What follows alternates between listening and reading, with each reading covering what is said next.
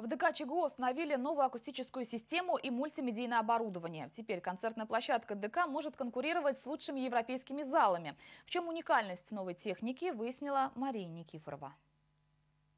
Уровень звукового давления новой аппаратуры достигает 139 дБ. Специалисты говорят, если включить ее на полную мощность, это будет громче работающего реактивного самолета.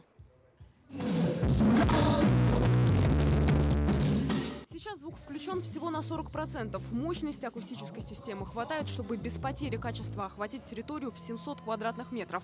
Для сравнения, это вся Красная площадь в Чебоксарах. Неудивительно, что именно такое оборудование находится в техническом райдере эстрадных артистов страны. В Чувашии однозначно у нас нету похожих залов ни по комплектации, ни по качеству звучания.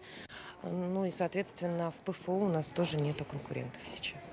А это сердце концертного оборудования – микшерный пульт. Он запоминает настройки, которые звукорежиссер использовал ранее.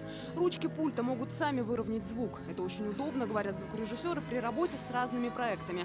Еще в ДК установили новый светодиодный экран размером 9 на 7 метров. По сути, это огромный телевизор, который показывает в разрешении Full HD.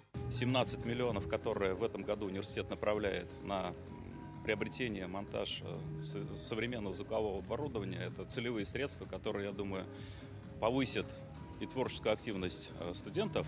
В ДК уже полностью отремонтировали сцену. На пол положили особое танцевальное покрытие. Дворец культуры ЧГУ будет доступен и людям с ограниченными возможностями, в том числе и тем, кто имеет проблемы со слухом и зрением. Благодаря специальной индукционной системе, которую вмонтируют в пол зрительного зала, они смогут увидеть и услышать все, что будет происходить на сцене. Мария Никифорова, Павел Редков, Вести, Чебоксары.